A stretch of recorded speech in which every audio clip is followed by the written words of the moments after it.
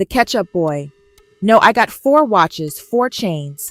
That is Keef's cousin, Music Tat, back in Chicago flexing ice, threatening to body anyone who plays with him. You let the family cook.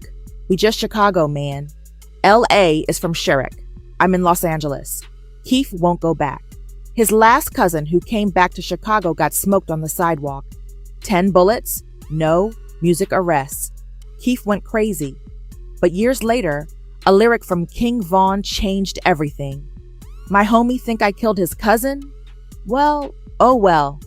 Let's get into it. Tao comes home. In late February 2026, a short clip hit Instagram and ripped through every drill page on the internet within hours. The man on camera was Tato, real name Darren Rose, Chief Keef's cousin, and a longtime member of Glow Gang. He was standing in what appeared to be a Southside Chicago neighborhood, wearing streetwear, adjusting his hat on camera, and showing off what he had on his person. The Ketchup Boy. No, I got 4 watches, 4 chains. 4 watches, multiple chains, at least 4 luxury timepieces, music, and heavy jewelry visible on camera. The full quote that spread across every repost was, I got 4 watches, 4 chains, play me, you're on die. And in some versions floating around, Tadao added a line aimed directly at 600, a rival gangster disciples affiliated set tied to Oblak, and figures like Lil Durk. Anybody from 6? I'm back.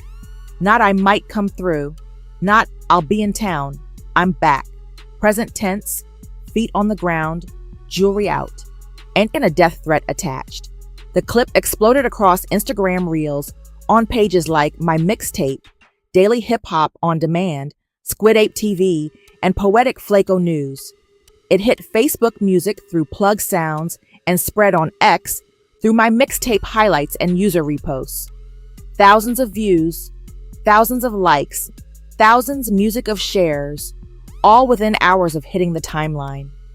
Tatao had been spending most of his time in L.A. with Keef and Glow Gang affiliates. And while he had visited Chicago periodically, this clip framed it as an official return, a reassertion of presence on blocks that have Glow Gang blood soaked into the concrete. Music. But that first clip was only the appetizer. A second, longer video surfaced, and this one left zero room for interpretation. Tato and his people were on camera, hyped up, talking directly into the lens about what Glow Gang is about to do now that they are back on Chicago soil after a decade-long absence. You late. Tell them man to perform in Iran been like what? 10 years. 10 years. That is the number being thrown around. Over a decade since Chief Keef packed up and left Chicago. Over a decade since the streets took blood money. Over a decade since Glow Gang operated primarily from the West Coast. And now, Tatao is standing on Southside pavement, telling the world the wait is over. We going to pop out, huh? Get it on grade. Fin pop music out is not casual talk in this context. When this is a direct affiliate of Chief Keef, standing in a city that has killed multiple members of his crew, music, announcing on camera that the crew is about to get active. The drill community heard every syllable, and Tato was just getting warmed up. Put the guns down, but keep on y'all folk pushing peaceful, but if we pushing heat. Your play your ass late. That line draws a clear border. Everybody music else can push peaceful. Glow Gang is pushing heat, and if you play with them, you are late, meaning it is already over for you, music, before you even realize what happened. This is not coded. This is a direct film declaration of readiness on camera. Geo music tagged to a city where half his friends are buried. Get put in that suitcase and post no grave. They going to find your bodies in other states. Put in that suitcase. Find your bodies in other states. And that is the kind of talk that makes news when something actually pops off. Supporters in the comment sections ate it up. One fan wrote, "Folk probably got suitcases on standby like it was a punchline and not a threat." But in a city averaging music over 600 homicides a year, the words land different depending on which side of the conversation you are standing on. Put your car, Get your ass dropped off, fold your up like this, folk, and put your find your ass. No, stop playing. He said it again. Fold you up. Music put you in the suitcase. Get you dropped off. This is not metaphor anymore. This is a man on camera in one of music, the most dangerous cities in America, repeating the same threat twice to make sure nobody misunderstands it. Music. And then he tied it all together with the name that started everything. Y'all know Chicago. You know that we going to rock this. We still out here some glory boy glow gang. Chief Keef's Music Foundation. In the crew that built drill music from the ground up. Tato is not just out here for himself. He is flying Keef's flag music in the same neighborhoods where glow gang members have been shot, ambushed, and buried. The reactions were split. Glow gang fans compared it music to old Chief Keef energy, calling it a return to form. Skeptics called it reckless theater. Critics went harder. Comments like he'd get took by anyone in the city playing crazy did not mince words. Others brought up the Key and Peel comparisons, the jewelry music being fake, the suitcase talk being all cap. But underneath the jokes and the hype, one comparison kept surfacing in every single comment, music section, on every single platform. And it was the one comparison that should scare Tato the most. The last time a Chief Keef cousin came back to Chicago showing off money and success, he did not make it through the night. His name was Blood Money, and his story is the reason Keef left the city music and never came back. Blood Money's last trip. Keith Cart, Chief Keef, came out of Parkway Gardens on Chicago's South Side and built drill music into a global genre. Tracks like I Don't Like and Love Sosa in 2012 made him one of the most recognized rappers on the planet before he could legally buy music a drink. He founded Glow Gang, originally called Glory Boys Entertainment, and stacked it with blood relatives, day ones, and affiliates, music, tied to Black Disciples factions in the O-Black area. By 2013, Key had started pulling out of Chicago. The city was eating people alive around him. He relocated to Los Angeles, and for music, a window, it looked like the whole crew might follow him out. One of those people was his second cousin, Mario Hess. Mario Hess went by Blood Money. Music. Some called him Big Glow. Born February 13th, 1984, he was 10 years older than Key and operated as the elder statesman inside the label. Where Key Music was the face, Hess was the foundation. A father of 5 with felony convictions for narcotics and weapons on his record, who was turning his entire life around through music. He appeared on the Glow Gang mixtape, Music Drug Wars, in 2013, collaborated with Keef on Rehab, a track that would pull in over 13 million views, and was mentoring younger artists in the music crew. And the industry was starting to pay attention. In early 2014, Hess signed a deal with Interscope Records, the same label Keef was on, and received a $50,000 advance. For a man from West Englewood with his history, that was a life-altering bag. His manager, music Ronaldo Ruben Hess, a first cousin, was planning to relocate him out of Chicago permanently. Get the deal, take the money, get out.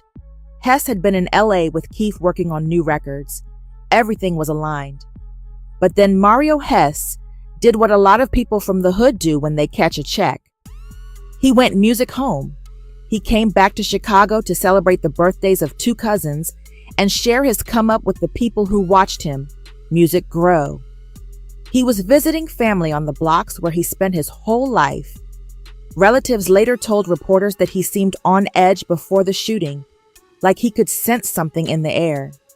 His manager had been telling him to leave, to not music go back, and to stay in LA, but Hess went anyway.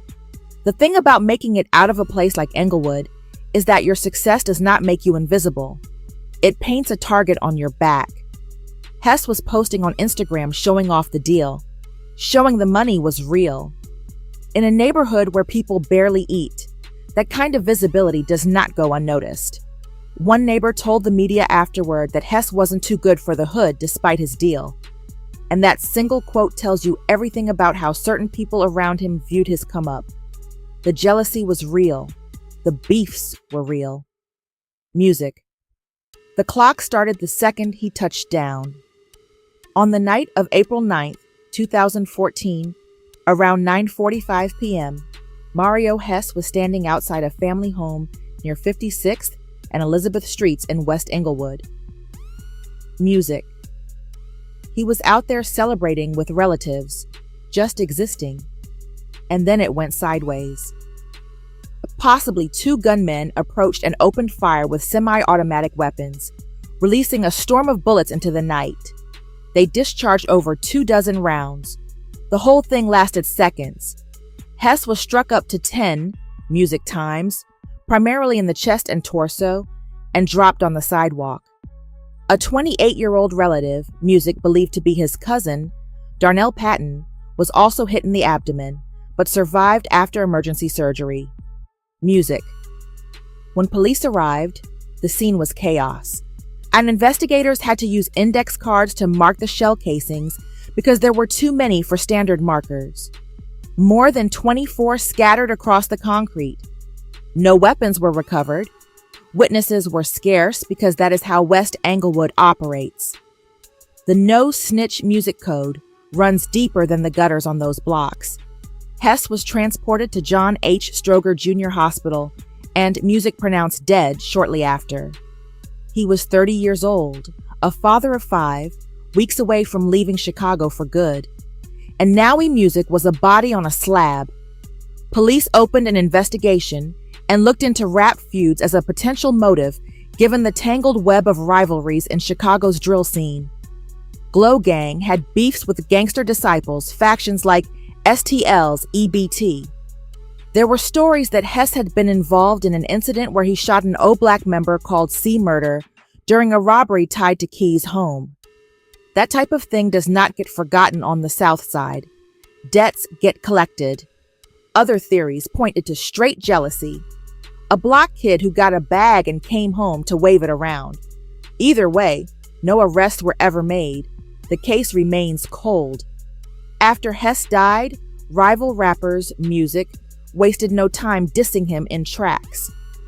LFBG Wooey referenced him in his Computer's remix, mocking a dead man for streams. That is the culture. You live, music you die, and then your name becomes a bar in somebody else's song. And Mario Hess blood music money. Big Glow, Find the Man Who Was Supposed to Make It Out became another number, another funeral. Music. Another reason Chief Keef wanted nothing to do with Chicago. Now rewind that tape and compare it to what Tatao just did in February 2026. Music. Blood Money came back to Chicago with a record deal and a $50,000 advance. Music. And got ambushed. Tat just came back to Chicago with 4 watches and 4 chains, calling out 600 by name and talking about putting people in suitcases. And the parallels are screaming at you. The only question is whether the ending writes itself the same way. The exile in the graveyard? The news of Blood Money's murder hit Chief Keef like a collision with concrete. This was not a distant affiliate. This was his second cousin. His blood, a man he personally brought into the music business, personally took to LA, personally gave a way out of the trenches and the streets consumed music him. Anyway, Kay's grandmother, Margaret Cart, later shared what Key had told Hess before the deal. Music told his cousin, "We're not going to rob. We're not going to steal. I got a plan." And that was music to make music. That was the promise. Music was the exit. And it worked until Hess went back. Keef attended Blood Money's funeral under heavy police presence, Music, and then made a decision that defined the next decade of his life. He was done with Chicago, and the murder was the second act of violence, Music targeting Keith's circle in just weeks. His manager's home had been shot up in March 2014. The message was clear. Music. If you are connected to Chief Keef in Chicago, you are a walking target. In a Billboard interview in August 2015, Keef described Music the Lost as a big lesson, the kind written in blood with no second music chances. By June 2014, Keef was evicted from a Highland Park home, which accelerated his full transition to LA. But this was not just geography. Keef was cutting the cord with an entire city he believed would kill him if he stayed. He called Chicago the city of hella haters, echoing Kanye West, and started building from scratch on the West Coast. He got into art collecting pieces by Bill DeButcher, music focused on his children, and built a net worth estimated at $10 million through music and Glow Gang ventures. The transformation was slow but real. In interviews, Keef was clear about why he left. Hartsnam, you let the family cook. We just Chicago man is from Shack, Los Angeles. Drew a hard line. His people are there. He is here. Period. And then he doubled down. Maybe chilling in the rack, man. I'm chilling, man. I got a chef in LA. They come do what I want them to do. Whatever I say they be. I don't feel them. That is not a man who misses home. Music. That is a man who built something better elsewhere and has no reason to look back. In separate music clips, Keef explained how leaving literally saved his life, talking about how the streets and everything that came with them hit him in Chicago. Moving to LA forced him to grow. He said he was young and in the streetlight when it paid him, and that it took leaving to actually develop into someone who could hold a conversation, think about the future, and show up to an interview without giving one-word answers. Music. In that Billboard 2015 feature for Bang 3, Keef credited LA for removing him from all the unnecessary trouble, and Music said the relocation improved him. In multiple clips compiled on YouTube, he stated Music that leaving Chicago prevented him from ending up dead or locked up. No ambiguity. Chicago was death, and LA was life. People around him saw it the same way. Too, though, yeah, I think it's with Chief Keef. I think it's just like was trying to make him do something that he didn't want to do. It's pressure from the streets to stay Music, to pay to play the politics. But Keef was not biting like pay for somebody, and Music was saying he got all this money. But yeah, I feel Chief Keef though, Music, he got out and never looked back. He left and did not look back, and the proof that he made the right call is written in obituaries.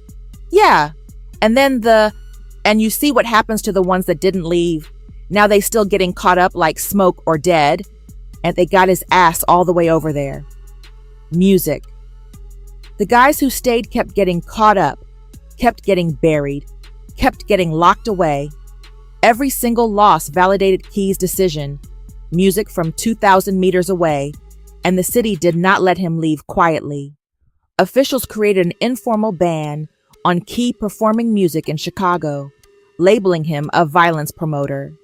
In 2015, Keef tried to do a hologram benefit concert, meant he was not even going to be physically present. Music. And Mayor Rahm Emanuel's office shut it down, citing public safety. A man tried to perform as a projection from another state. Music. And the government said no. Police scrutiny, outstanding warrants, including child support cases, music, and constant threats kept him away for over a decade. Affiliates like 600 Breezy praised Keef for being smart enough to never Music look back. Going back to the August 2012 Fader cover story, and while he was still on house arrest, the seeds music of discontent were already planted. Keef talked about the dangers of fame and violence consuming his world. In a Chicago Tribune exclusive from April 2012, a 16-year-old Keef told reporters Chicago had too much violence and Music too much hatred.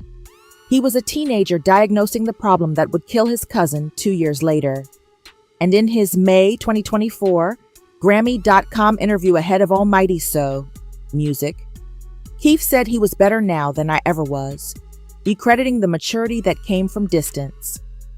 That same year, He performed at the Lyrical Lemonade Summer Smash Music in June 2024, his first Chicago show in 12 years. An entire generation of drill artists had risen and music fallen in that gap. And in his October 2024 Zane Lowe Apple Music interview, he broke down how the streets hit him and how he evolved from a kid giving one-word interview answers to a man with emotional range and perspective. He dedicated music projects to Blood Money. He changed his profile picture to Hess's image on his birthday. Year after year, he featured Hess on posthumous tracks. He listed him in a TikTok among the people the music streets took.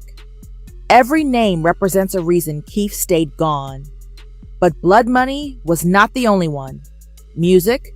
Not even close. Lost a lot of friends to violence, son. Mention some of the names. Let's give them a space right now that you've lost to violence. When Keef sat down for that interview and got asked to name the people he lost, he did not hesitate. My cousin, my brother Cap couple, Marvin, OD, why White Platoon? Each name came out like a shell casing, music hitting the floor. No pause, no reflection, just a list, because the list is that long.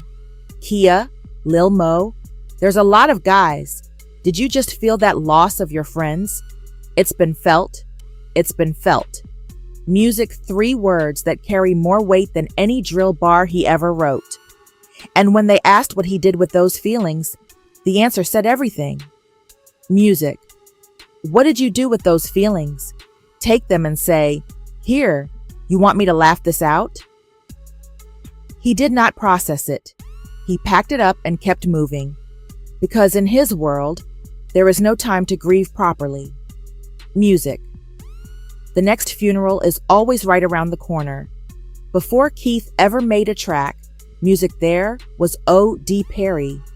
Born around 1991, a Black Disciples member from Parkway Gardens. Now, Perry was not a rapper. He was a street figure.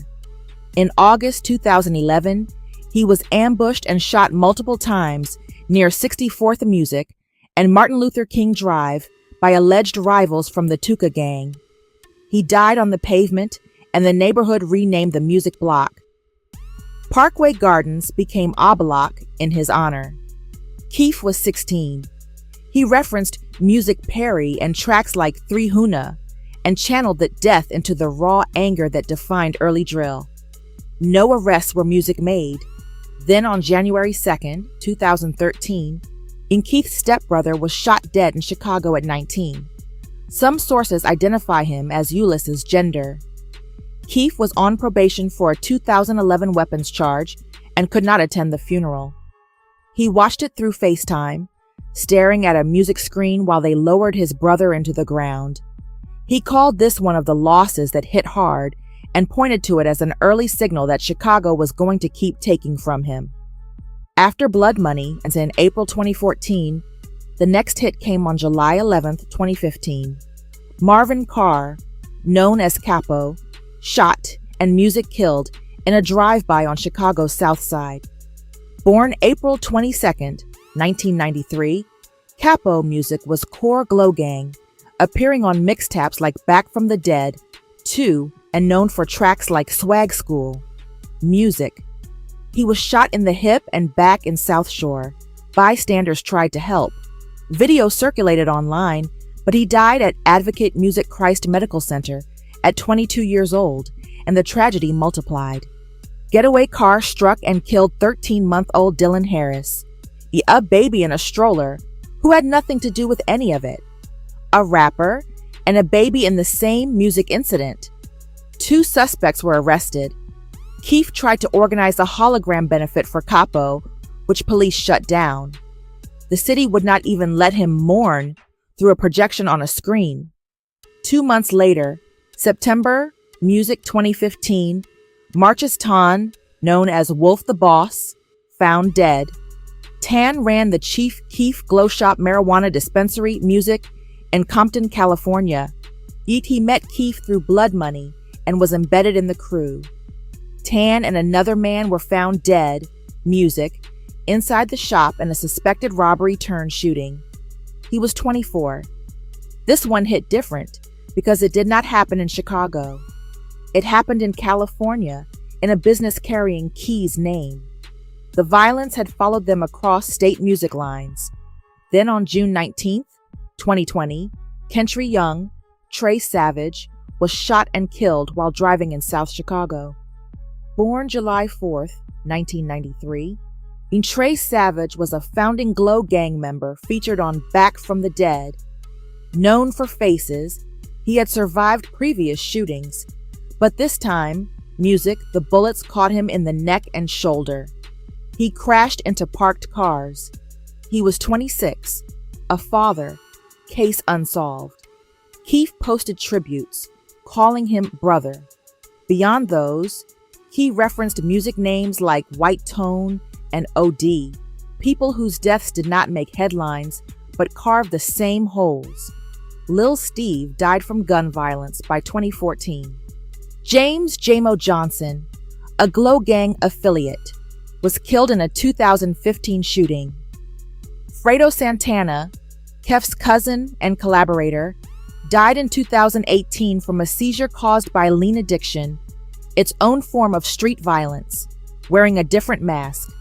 Over 30 drill rappers have died violently since 2012, and K's circle has been hit harder than most. People call it a survival paradox. The only reason Keef is breathing is because he ran and never stopped running. And that is the context sitting underneath to viral clip. Every watch on his wrist, every chain around his neck, every thread about suitcases and out-of-state body drops, all of it, music, is happening in a city that already has Glow Gang blood on its books. But what makes this story even more twisted is what came out years after Blood Money's funeral. Because the rumors about who actually killed him did not point at outside ops. They pointed at people who were supposed to be family, the back door. For years, Blood Money's murder was just another unsolved case in a city drowning in unsolved cases. No arrests, no suspects, no closure. The family grieved. Keef left. Chicago kept spinning. But starting in 2022, a set of allegations emerged from the drill community that blew the entire narrative wide open, and the finger was pointed at the last people anyone expected. The O-Black affiliate J Hood claimed publicly in 2022 that the people behind Blood Money's death were not random rivals from an enemy set. According to J Hood, the shooters were Troy Blah and Davin King Von Bennett, two of O-Black's most notorious members. His exact words were that Troy and Bon killed that dude no matter what. They was backing. Backdoored in street language means betrayed, set up by someone on the inside, someone who was supposed to be neutral or even friendly. Yet the implication was that Blood Money was not killed by an outside enemy. He was killed by people within the broader network of alliances that Key was connected to. And here is why that landed like a grenade. King Von and Chief Keef were once cool. Music. They were seen together in a 2019 studio session working on music looking like they were on the same side. Both came from O-Black adjacent circles. But if J Hood's claims are accurate, and then Van was involved in taking out Key's blood relative while simultaneously maintaining a relationship with Keef. That is the textbook definition of a backdoor grinning in your face while there is blood on your hands from someone your friend loves. And Van may have hinted at it himself. In his track Evil Twins, there is a line that fans dissected for years. My homie think I killed his cousin? Well, oh well. If my homie is Keef and his cousin is Blood Money, and then Vaughn was not hinting. He was confessing on wax with the casual indifference of someone who did not care if the world figured it out. Drill rappers have a documented history of self-snitching in lyrics, laying out the things they did in bars that prosecutors later use in courtrooms. Van's music line fits that pattern exactly, and the drill community latched onto it. The rumors also connected to a possible music motive. A Blood Money had reportedly shot an O-Black member called C Murder during a robbery connected to Keef's home. If that is true, O-Black had a direct reason to want Hess dead, and the back door was not random betrayal, but calculated retaliation packaged as friendship. Van and Troy allegedly handled the hit. Their connection to Keef gave music them access and proximity. Hess would not have been on high alert around people from his own cousin's extended music circle. That is what made it a backdoor. The threat came from the direction you would never expect. Fast forward to February 2026, and these dormant rumors detonated. The catalyst was Keef's collaboration music with NBA YoungBoy. Here's where it gets messy. YoungBoy's affiliate, Lulu Tim, is the person who killed King Von in November 2020. So when Keef linked music up with YoungBoy, the O-Black camp called it a betrayal. How could you work with people connected to your friend's death? But Glow Gang flipped that question in the other direction. How was Van our friend if he killed Blood Money? Keef made a move that spoke louder, music than any verse. In February 2026, he changed his profile picture to a music image of Blood Money right in the middle of the YoungBoy backlash. No caption, no statement, music, just Blood Money's face staring back at everyone with an opinion. The message was unmistakable. Glow Gang affiliates went music further. King Yella stated publicly, Vaughn backdoored Sosa's cousin. Maine, another Glow Gang member, declared, Glow Gang doesn't rock with O-Black anymore. Music.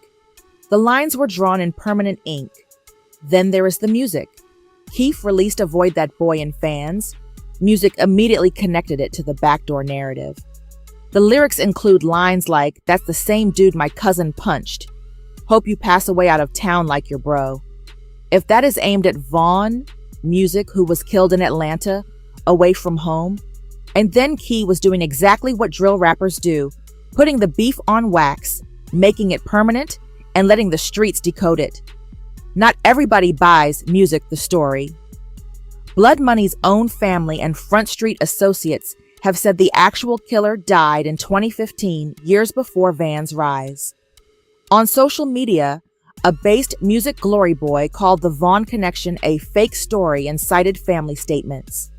Another user, Amuna Gang O-Black, claimed it was Young Money behind the hit, not Vaughn. The music truth is, nobody outside the actual shooters knows with certainty. And in a city where cases stay cold for decades, certainty is something nobody can afford. But the allegations have fundamentally reshaped how the drill world views the relationships between these camps.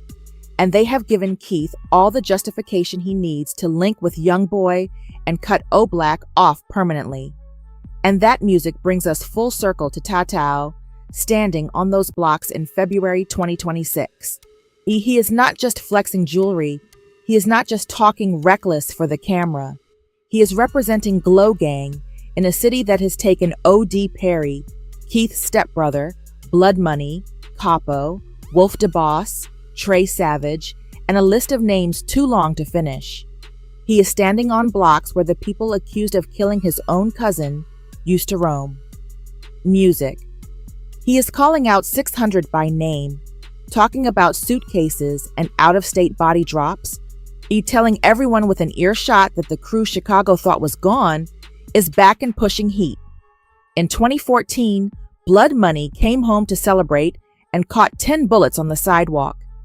In 2026, TTO comes home, Music, flexing 4 watches and telling the entire South Side he is ready to fold up anything that moves and ship it across state lines.